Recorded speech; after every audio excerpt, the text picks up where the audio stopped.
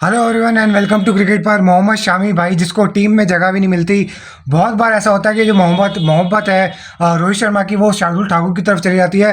मोहम्मद शामी शामी ने भाई 5 विकेट लेके ना अपना वर्थ जो है वो प्रूव कर दिया इस टीम के अंदर।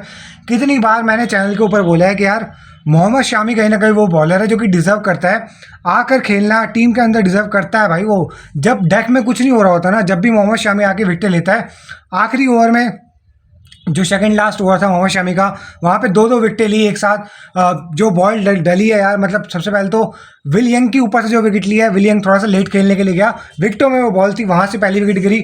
उसके बाद यार रविंद्र जडेजा पॉइंट के ऊपर इतनी आसान कैच निकलवाई यार मोहम्मद शमी ने। सचिन रविंद्रा की बिल्कुल हाथ के ऊपर कैच, मूव भी करने की जरूरत नहीं थी, जडेजा को बैठे बैठे वहाँ से पकड़ना था। मेडल उसका भी, फील्डिंग का भी मेडल उसका हो जाता है यार। बट इतनी बेवकूफ़ी करी है ना, मतलब जडेजा ने वो कैच छोड़ के। वहाँ से जो पार्टनरशिप लगी है ना सचिन रविंद्रा और ये डेरिल मिचेल की, तो वहाँ से कम भी इन लोगों ने, हम अगर वहाँ पे वो विकेट गिर जाती तो कम से कम भी हम 50 रन और पहले रोक लेते न्यूजीलैंड को, 220-230 में हम रोक लेते। मतलब यार वो शामी ने कितनी प्यारी एज निकलवाई थी, पॉइंट के ऊपर बैठे बैठे सिर्फ जडेजा को यूँ पकड़ना था, भाई साहब ने यूँ छोड़ दी। मतलब सर रविंद्र जडेजा ने अपनी अस्तेसी करवा ली भाई। कसम से बता रहा हूँ, वो वाली कैच बनती ही नहीं थी छोड़नी भाई, जिस हिसाब से, जिस क्वालिटी का फील्डर है रविंद्र जडेजा, और यहाँ पर आई हुई कैच नहीं पकड़ रहे तो भाई कहाँ की कैच पकड़ोगे फिर। मोहम्मद शामी को मत खिलाओ भाई। मोहम्मद शामी जब खेलेगा, एक मैच भी खेलेगा वो, मैं स्टैट्स बता देता हूँ मोहम्मद शामी के। शामी ने 10 ओवर डाले हैं, 45 सिर्फ रन दिए हैं, सॉरी 54 रन दिए हैं और 5 विकेटें ली हैं।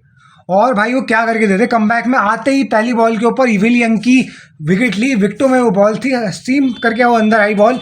वही तो मैं समझा रहा हूँ कि भाई सीम बॉलिंग का बादशाह है मोहम्मद शमी, और उसको ज़रूरत भी नहीं है कि उसका ये सब करने की भी ज़रूरत नहीं पड़ती मोहम्मद शमी को। Just pure bowling, pure skill आप कह लो, डेक को हिट करना। मतलब जब कुछ नहीं हो रहा था, जब मोहम्मद शमी आके जो है चीज़ों को क्रिएट करते हैं। आखिर में डेरिल मिचेल, गंजे ने भाई बहुत मारा, गंजे ने मार मार के सजा दिया। जॉनी सिंस बना पड़ा था आज, डेरिल मिचेल बहुत मारा भाई गंजे ने।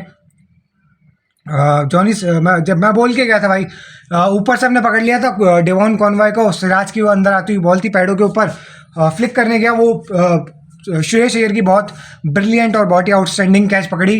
वो वाली कैच जो थी ऑब्वियसली, उसके बाद श्रेयस अय्यर ने इशारा भी करा कि भाई मेडल दो, और मेडल जो है वो मेरा है। देखो 273 50 ओवर में 10 विकेट हमने गिरा दी है। मैं समझता हूँ फिर भी ठीक रोक लिया। आराम से एक पॉइंट ऑफ टाइम पे लग रहा था कि ये लोग 300 कर जाएंगे, जिस हिसाब से सचिन रविंद्रा की और इसकी पार्टनरशिप लग गई थी डेरिल मिचेल की। कम से कम भी हमने 27 रन पहले इनको रोक लिया, और 27 रन बन जाते, कोई बड़ी बात नहीं थी। मोहम्मद शामी ने जिस तरीके से आके विकेटें ली हैं, बुमराह की वो परफेक्ट यॉर्कर्स जो बुमराह नेल कर रहा है ना, बुमराह अगर बहुत ज़्यादा विकेटें भी ना ले, एक ही विकेट लिया है उसकी, अपना मार्क चैपमैन की, वो स्लोअर वन थी और वो पुल करने के लिए गया। विराट का काफ़ी अच्छा, वो जज आगे आते हुए जज करते हुए कैच पकड़ा गया, तो वो बहुत ही अच्छा कैच था। विराट कोहली फील्डिंग में आज पूरे दिन ही अच्छा रहे। श्रेयस अय्यर की कैच की तारीफ करनी पड़ेगी जो कि उन्होंने पकड़ी थी डेवॉन कॉनवॉय की, स्क्वायर लेग पे खड़े हुए। तो बॉलिंग हम कह सकते हैं कि यार पिच के हिसाब से फिर भी इंडिया ने ठीक करी है, बस वो कैचिंग फील्डिंग में कहीं ना स्लॉपी हम कहीं ना कहीं दिखे। अब जसप्रीत बुमराह के ऊपर से भी एक आध दो बॉल निकल के गई, अब कमर पकड़ लिया था भाई, अच्छा हुआ उसने डाइव नहीं मार के रोकी, वरना चांसेस होते, कोई एथलेटिक फील्डर होता तो कुछ ऐसे चांसेस थे बुमराह के पास भी कि ढंग का अगर फील्डर होता तो वो रुक जाता। एक मिसफील्ड टाइप का भी था, मैं देख रहा था, वो बुमराह के पास आ रही थी, बुमराह ने ध्यान ही हटा दिया, फिर वो भागते हुए आया वहाँ से, क्या कहते हैं अपना, बैकवर्ड पॉइंट की तरफ से सूर्य कुमार यादव, वो पता नहीं क्या देखने लग गया, वहाँ पे रनआउट का भी चांस बनता, वो बुमराह को देखने लग गया, पता नहीं क्या पॉइंट प्रूव कर रहा था उसके साथ। इतने में वो डेरिल मिचेल घुस गया। वो केएल राहुल भी खड़े हो गए वहाँ, परेशान था कि भाई यार तुम्हारी बकवास ही नहीं खत्म होती। रोहित शर्मा को भी उस चीज़ के ऊपर गुस्सा आया वहाँ पे। देखो वहाँ तो जेनुअनली बनता भी है रोहित शर्मा का गुस्सा आना, वहाँ पे अगर कोई कहेगा कि यार रोहित शर्मा चिढ़ रहा है तो भाई चिढ़ेगा ही ना। हाथ की बॉल है, वहाँ पर भी पता नहीं तुम एक दूसरे के साथ क्या मजाक मस्ती कर रहे हो, भाई पकड़ लो, सामने सामने बॉल है, पकड़ के देना, जल्दी से थ्रो मार, अपनी इनकी बकवास खत्म नहीं होती। बाकी अगर बात करें तो यार सिराज भी काफ़ी इकोनॉमिकल रहा, 10 ओवर में सिर्फ 45 रन दिए, एक विकेट भी ली। सिराज ने ऊपर से जो एक विकेट लिए डेवॉन कॉनवॉय की, मैं समझता हूँ वो बहुत ही इंपॉर्टेंट इनिंग थी। अब जब हम चेस करने उतरेंगे ना, तो बहुत सारी चीज़ें इसके ऊपर भी डिपेंड करेगी कि हमें स्टार्ट कैसा मिलता है। अगर शुभमन गिल को अपना हार्ड लाइन को जिसको हिट करना पसंद है, वहाँ से अगर उसके हाथ चलने शुरू हो गए, तो हमें पता है यार कि शुभमन गिल के पास, रोहित शर्मा के पास ऑन द आप सिक्स हिटिंग एबिलिटी है। विराट का वही काम होगा कि भाई अगर ऊपर से विकेट गिर जाती है जल्दी तो रीबिल्डिंग स्टेज में इनिंग्स को लेकर जाए और करते कराते सिंगल डबल करते कराते वहाँ से मैच को निकाले। देखो न्यूजीलैंड के खिलाफ यार यादें तो अच्छी नहीं है। ट्रेंट बोल्ट को भी भाई फुटबॉल खिलाना पसंद है, वो पता नहीं फैंस एक्सपेक्ट करते हैं कि भाई क्रिकेट का मैच होगा और एकदम से आप देखते हो कि 5-3 हो गए। फुटबॉल का मैच से शुरू हो जाता है। ये जो है भाई ठीक ठाक रहना है 50-50 भाई। अभी भी ये मैच जो है 50-50 पे ही खड़ा है। अभी भी अगर कोई ये कह रहा है ना कि ओहो ये तो बहुत सही रोक लिया, भाई पिच आगे जाके स्लो होनी है। नई बॉल के ऊपर अंडर लाइट्स मदद मिलेगी मैट हेनरी को और ट्रेंट बोल्ट को, लेकिन वही टाइम कहीं ना कहीं शुभमन गिल और रोहित शर्मा के पास होगा कि एक फ्लायर स्टार्ट अगर वो दिला सके तो ले ले। ऑल तो मैं समझता हूँ कि इनिंग को लंबा करने के लिए जाना चाहिए, बहुत ज़्यादा अटैक पे भी ना जाए। इनिंग विकेट्स इन हैंड इस विकेट के ऊपर ऑल दो लेटर ऑन मुश्किल ही होगा मारना, लेकिन फिर भी आप चाहोगे कि यार विकेट्स इन हैंड हो। वाइट बॉल क्रिकेट में अब होता है यार, आखिरी 10 ओवर में अगर 8 तक की भी इकॉनमी चाहिए होती है ना, रिक्वायर्ड रन रेट अगर 8 का भी है तो वो भी बन जाता है। ऑल दो ये वाली पिच तो एविडेंट ही है कि आगे जैसे जैसे जाएगी तो थोड़ा बहुत स्लो ही होगी। ओवरऑल यार फिर भी आप कहोगे कि ठीक ही रोक लिया। वो पार्टनरशिप बड़ी बुरी लग गई थी इन दोनों की। 180 समथिंग की पार्टनरशिप आई है उनकी, 184 समथिंग की, क्योंकि 119 पे पहला विकेट दूसरा विकेट गिरा था और 178 पे अगला गिरा, तो उसका मतलब कितना हो गया 169 और 159। तो 159 की दोनों के बीच में पार्टनरशिप आई है between Daryl Mitchell and Rachin Ravindra. वो पार्टनरशिप ना यार कहीं ना कहीं बहुत ईज आउट कर गया इनिंग को। डेरिल मिचेल यार उन लोगों ने, उनका प्लान था कि कुलदीप यादव को ना जैसे ही वो बॉलिंग करने आएगा उसको अंडर अटैक डालेंगे। डेरिल मिचेल कुछ नहीं करा भाई, वो हर बार कुलदीप जब भी हल्की सी फ्लाइट दिया था बॉल की पिच में बहुत जल्दी वो आ जाता है, रीड कर लेता है और फिर वहां से सामने छक्के मारे। अच्छा Rachin Ravindra cross batted shots खेल रहा था तो उस टाइम पे भी डेरिल मिचेल ने ही समझाया है रचिन रविंद्रा को कि भाई इस पिच के ऊपर क्रॉस बैटेड शॉट मारने की जरूरत ही नहीं है, सीधा मार। आखिरी जो छक्का मारा आउट होने से पहले शामी को भी, वो भी सामने ही मारा है। तो ओवरऑल अगर आप देखोगे ना जितना भी उसने टारगेट करा है डेरिल मिचेल ने, सामने की जो बाउंड्री है ना वो टारगेट कर रहा था। वो बहुत ज़्यादा क्रॉस बैटिंग शॉट उसने मारे ही नहीं और वही कहीं ना कहीं उसकी क्लास को दिखाता है। मैं बोल के गया था भाई कि टॉम लेथम को पकड़ लिया कुलदीप यादव ने, सिराज ने पकड़ लिया डेवॉन कॉनवॉय को, लेकिन इसको तो पकड़ ही लिया था रचिन रविंद्रा को। अगर कोई कहे ना कि भाई बोल के गए थे रचिन रविंद्रा, तो रचिन रविंद्रा को तो पकड़ ही लिया था। रविंद्र जडेजा अगर कैच ना छोड़ता तो वो सर रविंद्र जडेजा के हाथ में कैच थी अब बैटिंग से। अब अगर बैटिंग के ऊपर आई ना रविंद्र जडेजा को तो बना के देने पड़ेंगे रन, विकेटें ली नहीं है वैसे भी यार। मतलब इतनी कोई हाथ की कैच छोड़ोगे भाई, आपको अभी नॉकआउट स्टेडीज के भी मैच खेलने हैं, वहां पर कैच पकड़ के जमीन पे देके मारनी थी, इनकी ऐसी ऐसी हो जाती कीवीज की। हम बहुत ही सुपीरियर पोजीशन पे थे वहां पे भी। वो जिस तरीके से कैच छोड़ा है ना रविंद्र जडेजा ने, वो कसम से बता रहा हूँ वो मैच प्रूफ कॉस्टिंग कैच ना हो जाए, क्योंकि वो यार वो बहुत अच्छी पार्टनरशिप इन लोगों की लग गई। मोमेंटम मैं कहूँगा अब कम से कम जितनी विकेटें इंडिया ने ले ली है, देखो इनकी विकेटें कैसे गिरना शुरू हुई हैं। 178 पे 3 गिरी, 205 पे फिर अगली गिरी, 243 पे फिर अगली 5वीं विकेट गिरी, 257 पे 6ठी गिरी, 260 पे 7वीं गिरी और 8वीं गिरी है 260 के ऊपर, और फिर 273 पे 9वीं गिरी और 273 पे 10वीं गिर गई। तो ओवरऑल अगर आप देखोगे तो 205 से मतलब 68 समथिंग रन के बीच में हमने इनकी छः विकेटें जो है कम से कम गिरा दी हैं। 6-7 हमने इनकी विकेटें ली हैं। तो इंडिया ने फिर भी बहुत ठीक ठाक कमबैक कर लिया, क्योंकि अगर इनके विकेट्स हैंड में होते, अगर वो 300 अबव बन जाता भाई फिर तो बहुत मुश्किल हो जाता। अभी भी ये स्कोर जो है न्यूजीलैंड काफ़ी कंफर्टेबल होगा मैं समझता हूँ। अगर हमें फ्लाई स्टार्ट मिल गया, मिडल ऑर्डर हमारा स्कोर कर रहा है, आज एक एक्स्ट्रा बैटर भी है, ऑल्दो हार्दिक पांड्या जो है रन चेजेस में मैं उसकी वैल्यू ज़्यादा समझता हूँ सूर्य कुमार यादव से। या सूर्य कुमार यादव अगर थोड़ा सा इंटेलिजेंटली खेले ना तो उसके पास शॉट तो सारे हैं, स्कूप शॉट भी है, रिवर्स स्वीप भी है, स्वीप भी है। और मतलब पिछले कुछ मैचेस में उसने ऑस्ट्रेलिया के खिलाफ जो सीरीज हुई थी ओडीआई वाली, उसमें कुछ उसकी इनिंग्स आई भी थी जहाँ पर वो बिल्डिंग स्टेज में गया केएल राहुल के साथ और एक 70 बनाया और एक 50 बनाया। तो मैं समझता हूँ कि वही चीज़ आज सूर्य कुमार यादव के अगर ऊपर बात आती है और वो अप्लाई करे तो उसकी जिम्मेदारी होगी। बाकी यार श्रेयस अय्यर को आज स्टेप अप करने का मौका है कि चौथे नंबर के ऊपर पाकिस्तान के अगेंस्ट बहुत एक संभली हुई इनिंग आई थी। अब जो है कम से कम श्रेयस अय्यर थोड़ा सा कंफर्टेबल लग रहा है, ऐसा लग रहा है कि जो शॉर्ट बॉल होती है उसके खिलाफ काम करे। देखो अगर आप काम करते हो ना तो कहीं ना कहीं थोड़ा बहुत अगर आपके ऊपर वो चीज़ टारगेटेड वे में भी ट्राई हो रही है ना शॉर्ट बॉल, तो भी आप हाई सर्व में भी ट्राई करा था, लेकिन बहुत हद तक फिर भी कंफर्टेबल लगा श्रेयस अय्यर शॉर्ट बॉल को पुल करते हुए। रोहित शर्मा तो खैर कर ही लेता है, रोहित शर्मा के तो बाएं हाथ का खेला, पुल तो वो मारेगा। आई डोंट थिंक सो यार, न्यूजीलैंड के जो बॉलर है ना, ये रोहित शर्मा को ट्राई करेंगे शॉर्ट बॉल के ऊपर। मेरे हिसाब से ये आगे रखने वाले हैं चौथे पांचवें स्टंप में। अंडर लाइट्स यार रन भी बनेंगे, अंडर लाइट्स जो है चीज़ें मुश्किल भी होंगी। अगर हमने विकेटें नहीं दी और हमें एक अच्छा स्टार्ट मिल गया तो फिर आप देखोगे कि ये बहुत ज़्यादा बड़ा टारगेट है भी नहीं। हाँ, ऊपर से अगर विकेटें गिर गई फिर ये टारगेट जो है ना पहाड़ जैसा लगना शुरू हो जाएगा 273 भी, क्योंकि जैसे जैसे आप जाओगे ना विकेट और स्लो होता चले जाएगा। और बहुत ही स्मार्ट बॉलर है भाई मिच सेंटनर। सेंटनर जो है ना वो अपनी पेस को, एक तो वो लाइन टू लाइन बॉलिंग करता है, अपनी पेस को बड़ा अच्छे तरीके से चेंज करता है। उसे पता है कि कब मुझे तेज डालना है, कब मुझे स्लो डालना है। विकेट से ऑफ द विकेट अगर बहुत ज़्यादा कुछ भी नहीं है ना तो वो अपनी पेस की वेरिएशन से ही विकेट निकाल लेता है, जिस तरीके से उसने इंग्लैंड के खिलाफ निकाली। जॉनी बेस्टो को मेरे को याद है जो ट्रैप में फंसाया था, 2-3 बॉल तेज डाली, फिर अगली एक बॉल जो थी जॉनी बेस्टो को डाली, वो फ्लाइटेड थी, वो चिप करके आउट हो गया जॉनी बेस्टो। तो उसी तरीके की ये बॉलिंग करता है।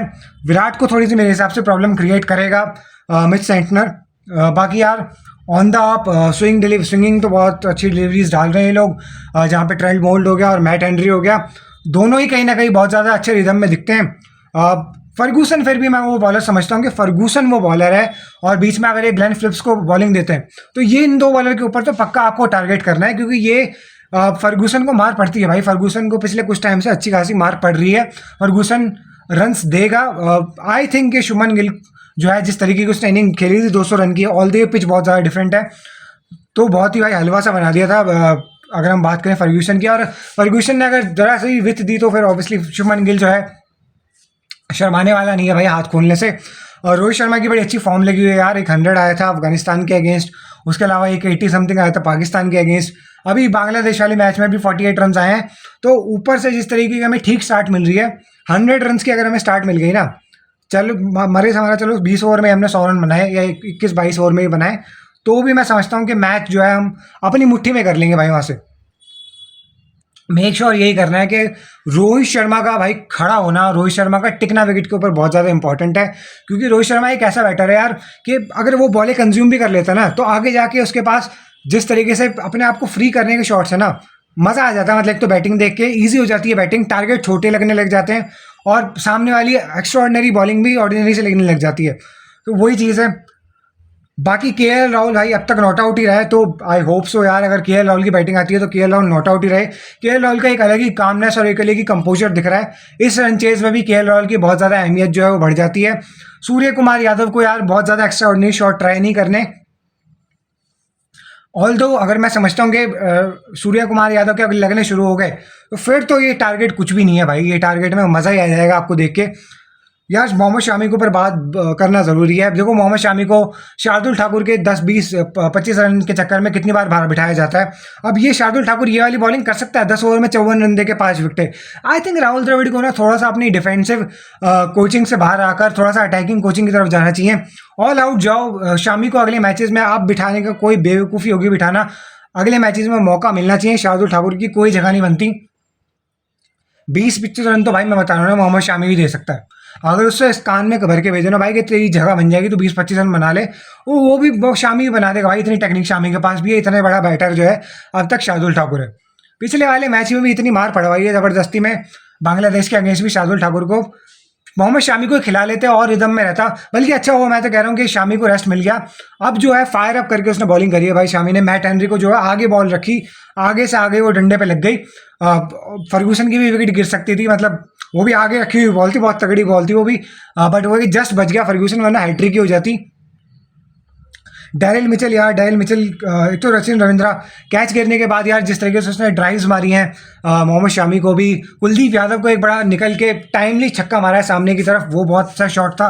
बहुत ज़्यादा तेज़ तो नहीं खेला, 6 चौके और एक छक्का ही मारा है। तो मतलब पार्टनरशिप बिल्डिंग पे इन लोगों ने बहुत ज़्यादा अच्छा काम करा है। मतलब 2-2 फेजेस में गेम चला है कि 1 से लेके 11 ओवर तक हमने बहुत ज़्यादा डोमिनेट करा। शुरुआत में तो भाई मतलब पहले 10 ओवर में 34 पे हमने 34 रन दिए थे और 2 विकेटें भी ले भी ली थी। वो रविंद्र जडेजा की बकवास फील्डिंग की वजह से, कैचिंग की वजह से हम रह गए, वरना आप देखते कि भाई 220-230 से ज़्यादा बनते ही नहीं इस पिच के ऊपर। देख लिया ना इनकी बैटिंग किस तरीके से क्रम्बल करी है। ये उतनी अभी है भाई, देखो पावर रेटिंग तो है मार्क चैपमैन के पास, लेकिन अगर ऊपर से वो विकेट गिर जाती ना तो ये 220-230 से ज़्यादा बनने ही नहीं थे। अच्छा, अभी भी जो बहुत ज़्यादा हवा में उड़ रहे हैं कि बिल्कुल ही न्यूजीलैंड को कह रहे हैं कि 273 बन गए तो खत्म ही गया, ऐसा कुछ नहीं भाई। अंडर लाइट्स बहुत ज़्यादा हेल्प मिलेगी। मैट हेनरी फॉर्म में, मैट हेनरी राइट एरियाज को हिट कर रहा है।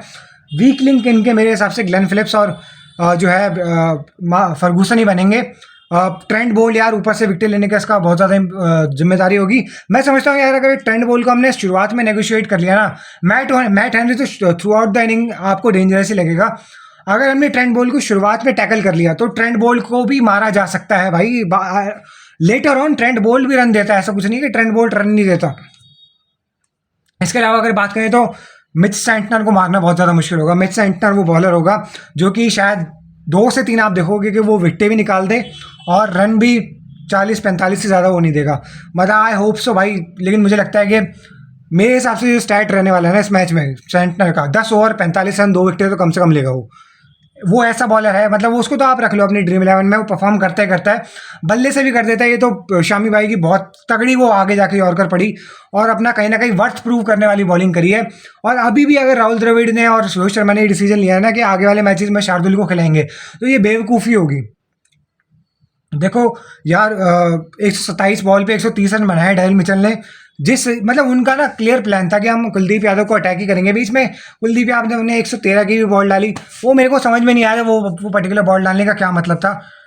बाकी हाँ ये है कि कुलदीप यादव ने LBW कर दिया था, वो थोड़ी सी क्विकर वाली बॉल थी, पीछे जाके खेलने के लिए गया टॉम लेथम और विकेटों में फंस गया। इसके अलावा यार रचिन रविंद्रा जो है ऑब्वियसली थोड़ा सा ऊपर मारने के लिए गया और शुभमन गिल ने लॉन्ग ऑन के ऊपर कैच पकड़ ली। वो वाली भी जो बॉल थी यार डेक को हिट करा शमी भाई ने और वहीं से ही पिक नहीं कर पाया उतने अच्छे तरीके से रचिन रविंद्रा और वहाँ से आउट हो गया। यार मेरे हिसाब से 50-50 अभी मैच है। इंडिया को अगर ऊपर से फ्लैश स्टार्ट मिल गया, रोहित शर्मा खड़ा रहा, तो ये चेज जो है आप देखोगे 45-46 ओवर में हो जाएगा। और अगर विकेटें गिर गई तो ये चेज जो है फिर बहुत ही मुश्किल हो जाएगा। तो मेरे हिसाब से 50-50 पे है। अगर रोहित शर्मा चलता है तो 45-46 ओवर में भी ये मैच जो है खत्म हो सकता है। शुभमन गिल के साथ पार्टनरशिप बहुत ज़्यादा इंपॉर्टेंट होगी। तो यही था गाइस इस वीडियो में। अगर आपको वीडियो पसंद आई तो वीडियो को लाइक कर दीजिएगा, चैनल को सब्सक्राइब कर दीजिएगा एंड वीडियो को शेयर कर दीजिएगा। मिलते हैं अब at the end of the innings. Hopefully यार फिंगर्स क्रॉस्ड इंडिया जो है इस टारगेट को चेस कर डाउन कर लेगा। Thank you.